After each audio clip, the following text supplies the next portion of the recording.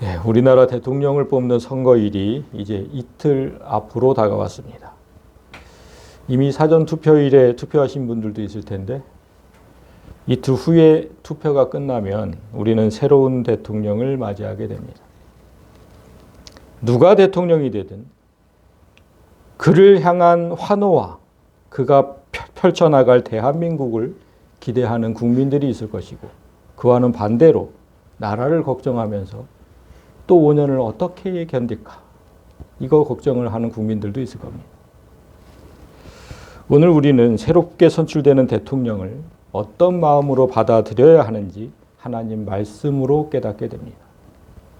내가 원하는 사람이 대통령이 됐다고 해서 마냥 기뻐할 일도 아니고, 내가 원하지 않는 사람이 뽑혔다고 해서 마냥 실망할 일도 아닙니다. 오늘 본문 중에 한 구절을 먼저 보겠습니다. 21절에 하나님은 때와 계절을 바꾸시며 왕들을 폐하시고 왕들을 세우신다. 세상의 모든 왕은 하나님께서 세우시고 폐합니다. 그 사람을 왕으로 세우신 이유가 있고 폐하시는 이유가 있습니다. 계엄을 선포했던 대통령도 하나님께서 세우신 것이고, 헌재의 만장일치로 폐하신 것도 하나님께서 하신 일입니다. 이제 새롭게 선출되는 대통령도 하나님께서 세우시는 것이지만 그를 폐하는 일이 생긴다면 그 또한 하나님께서 하시는 일입니다. 우리는 오늘 다니엘서를 통해서 그 일을 실수 없이 수행해 가시는 하나님을 목격하게 됩니다. 하나님께서 왕을 어떤 이유로 세우시고 어떤 이유로 폐하시는지 오늘 말씀을 통해서 잘 깨닫고, 새롭게 선출되는 대통령보다는 그를 세우신 하나님의 뜻을 깨닫는 지혜로운 성도들이 되시길 원합니다. 자, 오늘 우리가 함께 읽은 본문은 다니엘과 세 친구가 영문도 모른 채 죽게 될 위기에 놓였을 때 일어난 일입니다. 다니엘과 세 친구는 자기 조국이 멸망당한 후에 바벨론이라는 땅에 지금 포로로 끌려와 있습니다.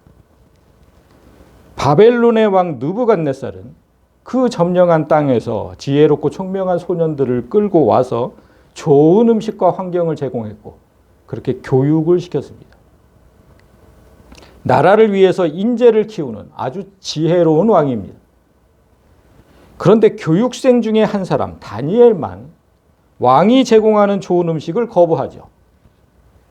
내 조국을 짓밟고 우상을 섬기는 왕이 주는 음식을 먹지 않겠다는 겁니다. 정말 신앙이 좋은 거죠. 그때 하나님께서 다니엘과 세 친구에게 행하신 일을 보십시오.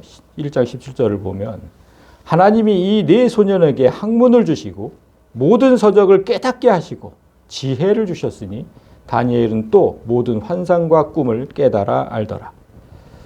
바벨론의 왕은 그 나라의 교육을 받도록 강요했는데 다니엘과 세 친구를 교육한 건 하나님이셨습니다.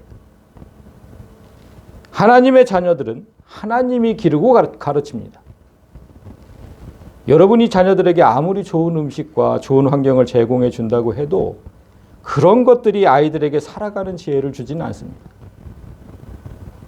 무엇보다 하나님을 바로 섬기는 신앙, 지금 이 다니엘에게 있던 그 신앙을 심어 주어야 자녀들이 세상에 나가서 인정받으며 살 수 있다는 사실을 명심하시면 좋겠습니다. 하나님께서 다니엘에게 특별히 행하신 교육이 있죠. 모든 환상과 꿈을 깨달아 알더라. 꿈과 환상을 해석하는 능력을 주셨어요. 그래서 다니엘 후반부, 다니엘서를 읽어보신 분들은 알겠지만 후반부는 전부 그 환상으로 채워져 있죠. 이렇게 다니엘이 꿈과 환상의 해석자로 거듭나고 있을 때 바벨론의 왕 느부갓네살이 꿈을 꾸게 됩니다. 그런데 그 꿈이 얼마나 이상하고도 생생했던지 왕은 그 꿈을 꾸고 난 이후로는 잠을 이루지 못합니다. 이게 대체 무슨 꿈이냐 이게. 그래서 왕이 해몽가들을 전국에서 소집합니다. 왕이 그의 꿈을 자기에게 알려주도록 박수와 술객과 점쟁이와 갈대아 술사를 부르라 말하며 그들이 들어가서 왕의 앞에 선지라.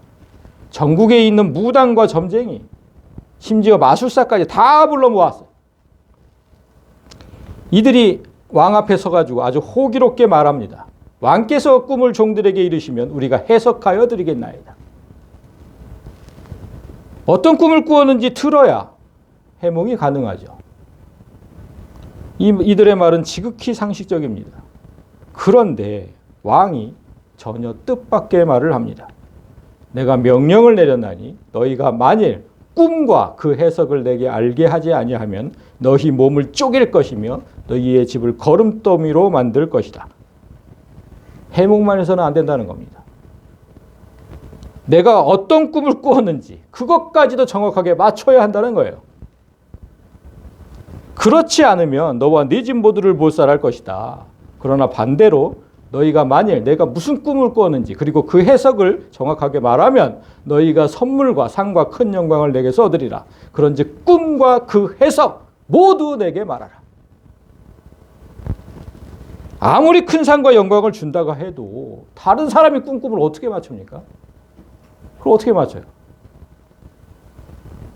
그런 사람은 없어요. 우리는 내가 꾼 꿈도 자고 나면 잊어버려. 자고 나면 분명히 무슨 꿈을 꾼 것 같은데 생각이 안 나는 거예요. 생각이.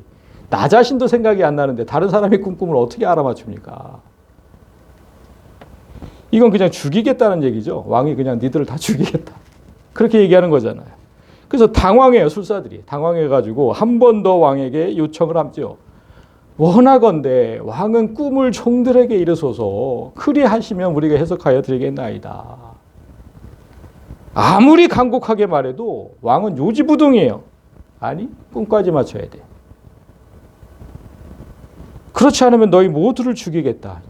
이런 무지막지한 왕이 어디 있습니까? 해몽을 부탁해서 왔더니 내가 무슨 꿈을 꾸었냐고 물으면 어떡합니까? 그런데 여러분, 좀 전에 제가 그랬잖아요. 이 왕은 나라를 위해 인재를 키우는 아주 지혜로운 왕이라고. 그가 이렇게 나오는 데는 이유가 있지 않겠습니까? 그 이유를 들어봅시다. 9절. 너희가 거짓말과 망령된 말을 내 앞에서 꾸며 말하여 내가 때가 변하기를 기다리려 함이라. 이제 그 꿈을 내게 알게 하면 너희가 그 해석도 보일 줄을 내가 알겠다. 그러니까 여러분, 세상에는 꿈을 해몽하는 사람들이 많죠. 내가 해석해 줄게. 얘기해봐. 이런 사람 진짜 많거든요. 같은 꿈을 듣고도 어떤 사람은 이렇게 해석하고 어떤 사람은 또 다르게 해석을 해요. 제각각 해석해 놓고 뭐라고 얘기하냐면 그 해석대로 될 테니 두고 보라고 말합니다. 이렇게 그 해석대로 이루어질 때까지 무작정 기다려야 한다면 그 해석이 잘못됐다고 할 수 있습니까? 아니, 좀 더 기다려봐. 그렇게 될 테니까. 이렇게 되잖아요. 무작정 기다려야 돼. 왕은 그런 엉터리 해석을 지금 원천봉쇄하는 겁니다. 아주 지혜로운 거예요. 제가 언젠가 TV에서 봤는데 점을 보러 간 한 여인이 있어요. 근데 그 여인이 점쟁이 집에 딱 들어갔는데 점쟁이가 이제 딱 그러잖아요. 만나면. 무슨 일로 왔나? 이게 묻잖아요. 그런데 그 여인이 뭐라고 했는지 아세요? 아, 그걸 왜 나한테 묻습니까? 내가 무슨 일로 왔는지 맞춰야지 당신이. 이런 얘기하는 거예요. 아, 내가 그 장면을 딱 보는데 진짜 그러네. 아니, 뭐든지 다 아는 점쟁이라면 그걸 맞춰야 되는 거 아닌가? 그 생각이 딱 드는 거예요. 그 TV를 보는데. 정말 유능한 술사라면, 여기서도 정말 유능한 술사라면, 꿈의 해석을 정확하게 할 수 있는 술사라면 왕이 어떤 꿈을 꾸었든지 맞출 수 있어야 한다는 논리가 영 잘못된 건 아닙니다. 그런데 불행히도 왕 앞에 있는 술사들은 전부 엉터리였어요. 그들이 이렇게 말을 해요. 세상에는 왕의 그 일을 보일 자가 한 사람도 없습니다. 왕이 무슨 꿈을 꿨는지 그 알아봐 줄 사람 한 사람도 없어요. 어떤 크고 권력 있는 왕이라도 이런 것으로 박수에게나 술객에게나 갈대인들에게 물은 자가 없었습니다. 그러니까 이제까지 그런 왕은 없었대요. 이게 무슨 뜻이에요? 왕, 네가 잘못하고 있다는 거예요. 네가 잘못하고 있는 거예요. 지금 우리한테 뭐라 그러지 마. 그리고 다음 절에서 왕께서 물으신 것은 아주 어려운 일입니다. 육체와 함께 살지 아니하는 신들 외에는 왕 앞에 그것을 보일 자가 없나이다. 육체가 있는 사람은 어떤 사람의 마음속으로 들어갈 수 없죠? 예, 왕의 마음속으로 들어갈 수가 없어요. 그러니까 육체가 없는 영들이나 그 속으로 들어가서 그가 어떤 꿈을 꾸었는지, 그가 무슨 생각을 하고 있는지 알 수 있다는 뜻이에요. 이들의 말이 언뜻 들으면 맞죠? 맞는 얘기잖아요. 그건 영들이나 가능하지 사람이 어떻게 가능합니까? 맞아요. 그런데 여러분 사실은 지금 이 말은요. 자신들이 엉터리라는 사실을 스스로 인정하고 있는 겁니다. 생각해 보십시오. 점을 치고 꿈을 해석하고 미래를 예언하는 자들이 입에 달고 하는 말이 있어요. 뭔지 아세요? 내가 모시는 신이 있다는 겁니다. 내가 모시는 신이 있어. 내가 지금 다 맞추는 건 그 신이 알려주는 거야. 그걸 입에 달고 말하잖아. 아주 사랑스럽게. 그런데 지금 이들은 신 외에는 왕이 꿈을 알 수 없다고 말하는 거잖아요. 그거 뭡니까? 그들에게 신이 없다는 사실을 스스로 인정하는 거예요, 지금. 그러니까 여러분, 성도가 그 점을 치러 가는 죄를 지어서는 안 돼요. 그건 진짜 죄예요, 하나님 앞에. 그런데 믿음이 연약한 성도들이 가끔 가는 걸 봤어요, 제가. 점 치러 가는 걸. 그렇게 갔거든 어떻게 해야 됩니까? 좀 전에 얘기했던 그 TV에서 점 보러 갔던 여인, 그것처럼 해야 돼, 그것처럼. 내가 무슨 일로 왔게? 그거 맞추도록 해봐야 돼. 그들이 진짜 모시는 신이 있다면 그것부터 정확하게 맞춰야죠. 그렇지 않습니까? 우리가 모시는 하나님은 그걸 다 아시거든요. 나에게 무슨 일이 있는지. 다 아시잖아요, 하나님은. 그러니까 그게 참신이죠. 여러분이 무슨 걱정을 하는지, 무슨 염려로 잠을 못 이루시는지 하나님은 정확하게 다 아세요. 그래서 하나님이 이렇게 말씀하신 거예요. 빌립보서 4장에 아무것도 염려하지 말고 다만 모든 일에 기도와 간구로 너희 구할 것을 감사함으로 하나님께 아뢰라.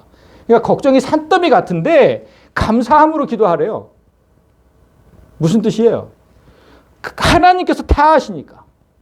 네가 무슨 걱정을 하고 있는지 다 아시니까 내 모든 문제를 반드시 해결하실 하나님을 믿고 감사하면서 기도하라는 거 아닙니까? 그리고 다음 구절이 중요해요. 그리하면 모든 지각에 뛰어난 하나님의 평강이 그리스도 예수 안에서 너희 마음과 생각을 지키시리라. 모든 지각에 뛰어나다는 저렇게 번역은 했지만 원어로 보니까 모든 마음 위에 계신다는 뜻입니다. 사람의 마음을 모두 아신다는 거예요. 그 하나님께서 우리의 마음과 생각을 지키셔서 염려는 사라지게 하고 평안케 하실 것이다. 그 뜻이거든요. 세상의 신들 가운데 사람의 마음을 정확히 아시고 그 마음을 평안케 하는 신은 하나님 외에는 없습니다. 그러니까 점쟁이한테 가지 마세요. 돈만 벌어요. 돈. 지금 바벨론의 왕 앞에 서 있는 술사들에겐 지금 하나님이 없잖아요. 스스로 인정했잖아요. 그래서 우리에겐 모시는 신이 없다고 지금 말한 겁니다. 그 말을 들은 왕이 얼마나 화가 났겠습니까? 술사들인데 모시는 신이 없대. 그래서 왕이 이로 말미암아 진노하고 통분하여 바벨론의 모든 지혜자들을 다 죽이라 명령하니라. 저 가짜들이네. 다 죽여. 신이 없는 무당, 점쟁이, 술사는 사람을 속이는 그냥 사기꾼에 불과한 거예요. 왕은 그들을 모조리 죽이라고 말합니다. 그러나 이 일로 인해서 다니엘과 세 친구도 위기를 맞게 돼요. 바벨론의 모든 지혜자들을 다 죽이라고 했으니까. 거기서 지금 교육받고 있던 다니엘과 세 친구까지도 목숨이 위태롭게 됐습니다. 그게 오늘 본문의 시작이거든요. 그때에 왕의 근위대장 아리옥이 바벨론 지혜자들을 죽이러 나가매 다니엘이 명철하고 슬기로운 말로 왕의 근위대장 아리옥에 물어 이르되 왕의 명령이 어찌 그리 급하냐 하니 아리옥이 그 일을 다니엘에게 알려주었다. 다니엘은 죽음 앞에서 당황하지 않고 왕이 이런 끔찍한 일을 명령하게 된 이유를 묻습니다. 왜 그런 겁니까? 왕의 근위대장이 있었던 일을 소상히 알려주자 다니엘이 지체하지 않고 왕궁으로 들어갑니다. 다니엘이 왕궁으로 들어가서 왕께 구하기를 시간을 주시면 왕에게 그 해석을 알려드리리이다. 시간을 주면 꿈이 의미하는 바를 알려주겠다. 다니엘은 왜 이렇게 자신할까요? 혹시 모르면 어떻게 합니까? 왜 이렇게 자신하냐면 다니엘은 진짜 신 하나님을 모시고 있기 때문이죠. 그래서 자신하는 거예요. 아무것도 염려하지 말고 감사함으로 하나님께 아뢰면, 나 지금 목숨이 위태로워. 근데 아무것도 염려하지 말고 그냥 하나님께 감사함으로 아뢰요. 그러면 사람의 모든 마음을 아시는 하나님께서, 이게 지금 그 뜻이에요. 사람의 모든 마음을 아시는 하나님께서 그 꿈의 내용을 알게 하시고 의미도 알게 하실 것이다. 정확하게 들어맞는 구절이거든요, 이게. 더군다나 다니엘은 아까 뭐라 그랬습니까? 하나님께서 꿈과 환상의 해석가로 특별히 교육한 학생 아닙니까? 그래서 자신하는 거예요. 시간만 주시면 내가 해석하겠다. 무슨 꿈을 꿨는지 다 맞추고. 그런 다니엘이 돌아가서 처음 한 일, 그게 뭐겠습니까? 당연히 기도죠. 이에 다니엘이 자기 집으로 돌아가서 그 친구 하나냐와 미사엘과 아사랴에게 그 일을 알리고 하늘에 계신 하나님이 이 은밀한 일에 대하여 불쌍히 여기사 다니엘과 친구들이 바벨론의 다른 지혜자들과 함께 죽임을 당하지 않게 하시기를 그들로 하여금 간구하게 하니라. 기도하게 했다. 다니엘이 제일 먼저 한 일은 세 친구와 함께 기도하는 거예요. 근데 여기서 지금 보듯이 다니엘의 기도가 훌륭한 건 자기들뿐만 아니라 바벨론의 술사들까지도 죽지 않게 해달라는 내용이기 때문이에요. 그 우상 섬기는 자들이고 사기꾼들인데 그들도, 그러니까 비록 그들이 우상을 섬기는 자들이라고 해도 사람의 생명을 소중히 여기는 마음, 하나님의 사람에게 반드시 있어야 하는 마음. 다니엘이 얼마나 기도했을까? 어느 밤 드디어 하나님께서 응답하십니다. 이에 이 은밀한 것이 밤의 환상으로 다니엘에게 나타나 보이매 다니엘이 하늘에 계신 하나님을 찬송하니라. 은밀한 것이 뭡니까? 느부갓네살 왕이 꾼 꿈. 그걸 보여주셨대요. 환상으로. 똑같이. 그러니까 여러분, 이런 놀라운 경험을 하게 되면 그 누구라도 하나님을 찬송하게 돼요. 안 그렇겠습니까? 야, 왕이 꾼 꿈을 그대로 보여주시는데 어떻게 하나님을 찬양 안 합니까? 그 찬양 내용을 보세요. 다니엘이 말하여 이르되 영원부터 영원까지 하나님의 이름을 찬송하는 이유는 지혜와 능력이 하나님에게 있기 때문이다. 다니엘 기도를 잘 보면 느부갓네살 왕이 꾼 꿈을 보여주셔서 감사합니다. 이게 아니었어요. 그죠? 그 후반에 나오긴 해요. 그 내용이. 그런데 다니엘이 먼저 말한 것은 영원부터 영원까지 하나님의 이름을 찬송하는 이유는 지혜와 능력이 오직 하나님에게 있기 때문입니다. 라고 고백을 했거든요. 이게 왜 이런 기도가 먼저 나왔을까요? 알려주셔서 감사해요 하나님. 이게 아니라 왜 이 내용이 나왔을까? 여러분, 이런 기도가 먼저 나오는 사람은 하나님을 너무나 잘 아는 사람이에요. 이거 진짜 하나님과 깊은 교제를 나누는 그런 사람만 할 수 있는 기도예요.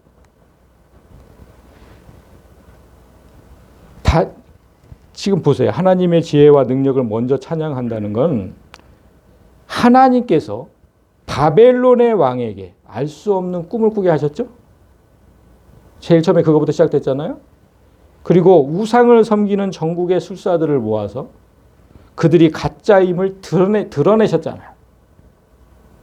전국에 드러냈어요. 그리고 하나님을 섬기는 다니엘에게 왕의 꿈을 보여주셔서 세상의 신은 하나님 외에 없다는 사실을 또한 만백성이 알게 하셨죠. 그 모든 걸 다 다니엘이 깨닫고 보니까 지혜와 능력이 그에게 있다.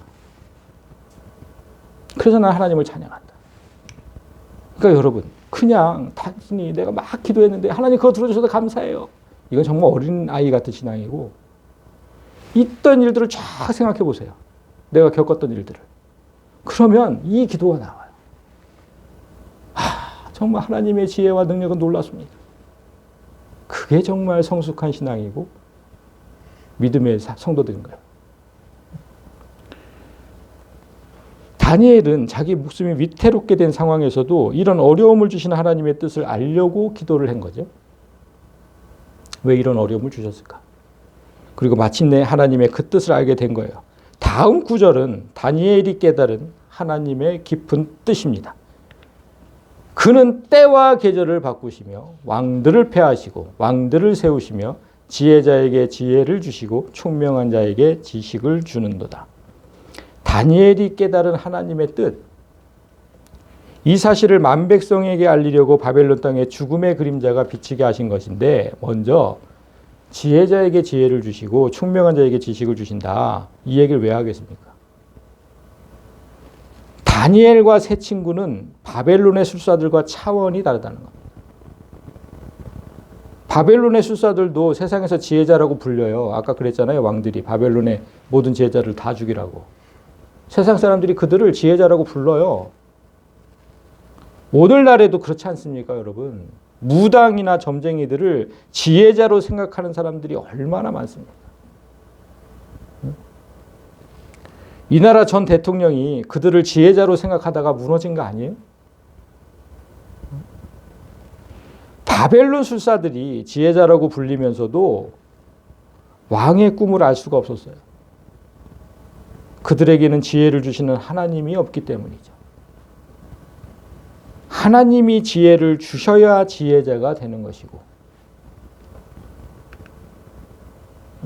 하나님이 지혜를 주셔야 지혜자가 되는 것이고, 하나님께서 지식을 주셔야 총명한 자가 되는 겁니다. 다니엘은 이 사실을 깨닫고 자기에게 지혜를 주신 하나님을 찬양한 거예요. 그런데 하나님께서 때와 계절을 바꾸시는 것, 그것과 왕을 폐하고 세우시는 것, 저건 무슨 관계가 있을까요? 저게 무슨 관계가 있을까요, 여러분? 하나님께서 계절을 바꾸시듯 한 나라의 왕도 그렇게 바꾸신다, 뭐 그런 뜻이에요? 그건 좀 어린아이 같은 해석이죠. 이 구절이 무슨 뜻인지 잘 모르겠어요. 어려운 이유는 저 번역 때문입니다. 때와 계절이 아니라 때와 시간이에요. 계절은 아니에요. 진짜 계절은 아니고 때와 시간이에요. 그런데 때와 시간이라고 해도 그것과 왕을 세우고 폐하는 게 무슨 관련이 있는지는 아직도 모르겠어요. 그렇죠? 그래서 성경의 원어를 보지 않으면 잘못 해석하는 구절들이 너무나 많아요. 여기서 다니엘이 말한 때는 누부갓네살 왕이 말했던 때입니다. 그리고 시간은 다니엘이 말한 시간이에요. 이제 보여줄 거예요. 먼저 때와 시간을 의미하는 원어를 보여드릴게요. 여기서 때, 누부갓네살 왕이 말한 때는 그냥 때, 시간, 이딴이란 단어인데 그런 의미예요. 때, 시간. 근데 다니엘이 말한 그 시간은 제만이라는 단어고 정한 때, 정한 시간이라는 뜻이에요. 두 단어의 차이가 보시다시피 보통 때와 특별히 정한 때죠. 이 차이가 있는 거예요. 보통 때와 특별히 정한 때. 누부갓네살 왕이 이딴을 언제 언급했냐면 바벨론 술사들이 누부갓네살 왕에게 꿈을 알려주면 해몽해 주겠다 이렇게 얘기했을 때 왕이 대답하여 이르되 내가 분명히 아노라 너희가 나의 명령이 내렸음을 보았으므로 시간을 지연하려 함이로다. 너희가 이 꿈을 말하지 않으면 너희를 처치할 법은 하나이니 이는 너희가 거짓말과 망령된 말을 내 앞에서 꾸며 말하여 때가 변하기를 기다리려 함이라. 여기서 때가 나왔죠. 여기가 이 때가 이딴입니다. 여러분 이 때가 어떤 때입니까? 술사들이 왕의 꿈을 거짓말과 망령된 말로 해석해서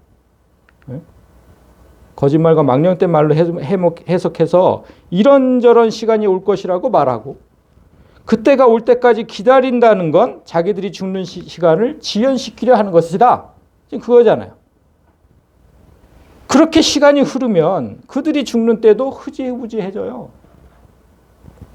느부갓네살 왕은 거짓 술사들이 그걸 노린다고 지적한 거예요. 아, 니들 죽는 때가 지금 변하길 기다리는 거지? 따라서 여기서 말한 이따는 느부갓네살 왕이 사람을 죽이는 시간입니다. 사람을 죽이려는 때. 그죠? 니들이 죽는 때를 변하길 기다리는 거 아니냐. 사람을 죽이려는 때. 그렇다면 다니엘이 말한 재만은 어떻게 다를까? 다니엘이 왕이 사람을 죽인다는 소식을 접하고 왕궁으로 들어갔죠. 그때 했던 말입니다. 다니엘이 들어가서 왕께 구하기를 시간을 주시면 왕에게 그 해석을 알려드리리이다. 여기서 시간이 이 재만입니다. 정한 때, 정한 시간. 그러니까 재만은 정한 때라고 했으니까 다니엘이 왕께 구한 시간은 하나님께서 정하신 때라는 의미가 되죠. 그러니까 때가 되면, 하나님께서 정하신 때가 되면 왕이 꾼 꿈과 해석 모두를 알려주실 것이니까 기다려달라는 겁니다. 그때를 좀 기다리십시오. 하나님의 때가 되면 다 해결되니까. 우리가 알듯이 하나님의 때가 되어서 다니엘이 꿈과 해석을 왕에게 다 말을 하죠. 그 다음 장에 보면 다 말을 해요. 그리고 죽을 위기에 처했던 사람들이 살게 됩니다. 따라서 다니엘이 말한 이 재만은 뭡니까? 사람을 살리는 때가 되는 거죠. 정리하면 느부갓네살 왕이 말한 때는 사람을 죽이는 때. 예? 그죠? 사람을 죽이는 때. 그렇지만 재만은 사람을 살리는 때예요. 이제 다니엘의 말을, 그러면 이거 사실을 알았으니까 다니엘의 말을 다시 보십시오. 하나님은 한 나라의 왕이, 지금 때와 시간을 바꾸신다고 했잖아요. 하나님은. 그러니까 하나님은 한 나라의 왕이 내린 악한 명령을 바꾸실 수도 있고, 바꾸신다 했잖아요. 바꾸실 수도 있고, 그를 왕으로 세웠던 계획도 정하신 시간이 되면 바꾸실 수 있다. 이게 한데 어우러진 거예요. 하나님께서 왕을 세우고 폐하시는 건 왕이 선포한 그 악한 때와 관련이 있고, 그래서 제가 계엄이 아픈 거예요. 하나님께서 그것 때문에 폐하신 거예요. 그래서 하나님은 정하신 시간에 그를 바꾼다. 다니엘의 이 말이 다니엘서에 등장하는 모든 왕에게 그대로 적용이 돼요. 다니엘이 그 왕이 꾼 꿈을 정확하게 말하고 그 해석까지 완벽하게 말했을 때 느부갓네살 왕이 이렇게 고백을 해요. 너희 하나님은 참으로 모든 신들의 신이시요 모든 왕의 주제시로다. 주인이다. 모든 왕의 주인이다. 이렇게 고백을 해. 하나님이 신들의 신이고 모든 왕의 주인이라고 고백하면 이제부터는 하나님을 섬겨야 되는 거 아닙니까?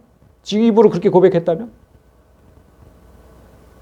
그런데 바로 다음 장을 보면 느부갓네살 왕이 우상을 세워요. 바로 3장 1절에서.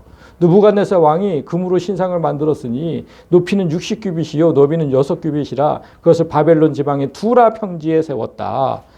높이가 무려 30m예요. 신상의 높이가 30m. 그 넓이는 3m가. 그런 신상을 세웠어요. 그 신상에 절을 하지 않으면 뜨거운 풀무에 집어넣겠다고 선포를 해요. 뭡니까, 여러분? 다시 이단이 온 겁니다.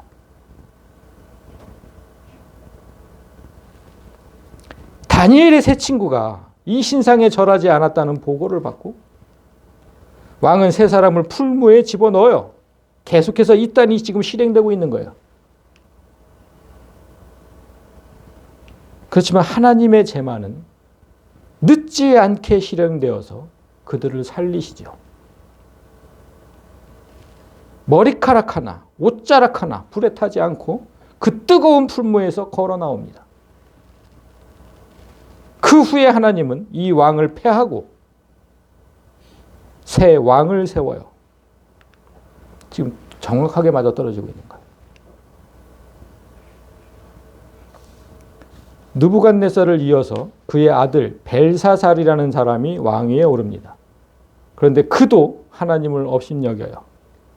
하나님의 성전에서 탈취해 갖고 온 그 잔에다가 술을 마시고 밤새 춤을 추고 그렇게 놀다가 그 밤에 바로 죽습니다. 그러니까 왕의 악한 때와 하나님의 정하신 때가 톱니바퀴처럼 맞물려서 돌아가는 거예요. 벨사살을 이어서 왕위에 오른 다리오라는 왕이 있어요. 다리오. 그 사람도 자기 외에는 다른 신에게 절하지 말라는 칙령을 내립니다. 그때 다니엘이 그 명령을 어기고 하루 3번 하나님께 기도를 하죠. 그때 다니엘을 사자우리에 집어넣습니다. 다시 이단이 시작된 거죠. 다시 이단이. 하나님은 이번에도 늦지 않게 재만을 실행하시고 다니엘을 살리시죠. 그리고 다시 왕을 바꾸세요. 여러분 이게 다음 왕은 누군지 다음 왕은 고레스라는 사람인데 여호와께서 그의 기름 부음을 받은 고레스에게 이같이 말씀하셨다. 그러니까 하나님께서 세우셨다는 거잖아요. 이게 지금 그 왕도. 그러니까 지금 성경이 우리에게 반복적으로 보여주는 패턴을 잘 이해하셔야 돼요. 어떨 때 세우시고 어떨 때 패하시고 어떻게 세우시는지. 하나님을 섬기지 않고 두려워하지 않는 왕이 이단의 시대를 열 때 국민은 불안에 빠지고 세상은 흉흉해져요. 지금 우리가 그래서 지금 이렇게 어려운 거예요. 그러나 반드시 재만의 때는 옵니다. 하나님은 늦지 않게 그 왕을 폐하고 다시 새로운 왕을 세우실 겁니다. 오늘 본문 마지막 구절을 보세요. 하나님은 깊고 은밀한 일을 나타내시고 어두운 데에 있는 것을 아시며 또 빛이 그와 함께 있도다. 여러분 이 지구에는 약 200여 개의 나라가 존재하거든요. 200개국. 그런데 그 많은 나라를 하나로 묶어서 지금 지구촌이다 이렇게 부르잖아요. 그게 뭡니까? 그만큼 왕래가 빨라졌고 여기서 여기 가는 것만큼 그만큼 왕래가 빨라졌고 또 서로 긴밀한 관계를 맺고 있다는 뜻이거든요. 미국에 트럼프라는 대통령이 존재할 때 우리나라 대통령이 어떤 사람인지에 따라서 미국과의 관계가 완전히 달라져요. 그리고 일본, 중국, 러시아, 북한과의 관계도 다 달라져요. 누가 우리나라 대통령이 되느냐에 따라서. 국제 정세뿐만 아니라 국내 정세도 누가 대통령이 되느냐에 따라 이 나라 환경이 다 달라져요. 그런데 우리는 누가 왕이 됐을 때 어떤 일이 일어날지 알 수가 없어요. 우리는. 어떤 사람이 당선돼서 어떤 이단의 시간이 올지 몰라요. 오직 하나님만이 어두운 데 있는 것을 아시고 깊고 은밀한 일을 나타내시며 사람들을 구원할 것이다. 빛이 그와 함께 있다. 사람을 구원할 것이다. 그 뜻이에요. 따라서 누가 대통령이 되든지 우리는 하나님께서 행하실 이 은밀한 일과 구원을 기대해야 하는 겁니다. 말씀을 맺겠습니다. 여러분 이 세상은요. 하나님께서 예정하고 작정하신 대로 흘러가다가 그렇게 끝이 와요. 이미 정해졌다고. 어떻게 흘러가야 되는지가. 그 모든 게 이미 정해졌어요. 따라서 어느 시대, 어느 나라에 어떤 왕을 세우시고 정한 때에 그를 폐하시고 이러는 거는 그 작정을 하나님께서 세우신 그 작정을 한치의 오차도 없이 실현해 나가시기 위해서 그러시는 거예요. 어느 시대 어떤 나라에는 지혜롭고 선한 왕을 세우셔야 할 때가 있고 어느 시대 어떤 나라에는 무지하고 악한 왕을 세워야 할 때도 있어요. 때로는 곰 같은 왕을 세워야 할 때도 있으시고 때로는 뱀 같은 왕을 세워야 하실 때도 있어요. 그래야 이 세상의 끝이 예정대로 흘러가요. 하나님께서 왜 이런 왕을 세우셨는지 불평하고 원망할 일이 아니라는 뜻입니다. 여러분 이 세상에 끝이 와야 되잖아요. 좋은 왕들만 계속 있으면 이 세상 끝이 오겠어요? 그 왕이 비록 이단의 시간을 가지고 온다고 해도 저 이단의 시간을 가지고 온다고 해도 하나님은 택하신 백성에게 늦지 않게 재만의 시간으로 오실 거예요. 그러므로 성도는 불안해하거나 불평하지 말고 하나님의 말씀을 새겨들어야 하는데 그 말씀이 로마서 13장에 있습니다. 각 사람은 위에 있는 권세들에게 복종하라. 권세는 하나님으로부터 나지 않음이 없나니 모든 권세는 다 하나님께서 정하신 것이다. 그러므로 권세를 거스르는 자는 하나님의 명을 거스름이니 거스르는 자들은 심판을 자취하리라. 하나님께서 다 뜻이 있어서 세웠는데 왜 거스릅니까? 우리나라 성도들이 너무 잘못하고, 목사들뿐만 아니라 성도들이 너무 잘못하고 있는 거예요. 다 뜻이 있어서 세우신 거예요. 그렇게 흘러가야 되니까. 바라기는 이곳에 있는 성도뿐만 아니라 이 방송으로 말씀을 듣는 성도들, 제가 진짜 부탁드리는데 정치적 발언을 쉽게 하는 목사들, 정치적으로 막 선동하는 목사들, 그들의 말에 흔들리지 않기를 바라요. 그들의 말에 흔들리면 머리 바닥에 박고 원산 폭격해야 돼. 보셨어요 그거? 한심해서 정말 왜 그 목사 밑에서 신앙생활 합니까? 하나님은 우리나라뿐만 아니라 200여 나라의 왕을 세우시잖아요. 그 왕들을 세우시는 이유는 이 세상의 끝이 이미 작정하신 대로 흘러가야 하기 때문이에요. 하나님은 얼마나 진짜 그 지혜와 능력이 뛰어나십니까? 그 다 관계를 생각해서 200여 나라 다 관계 생각해서. 그러니까 그 세워진 왕을 불평하지 말고 세상을 한치의 오차도 없이 운영해 나가시는 하나님의 지혜와 능력을 찬양하는 성도들이 되시기를 진심으로 소망합니다.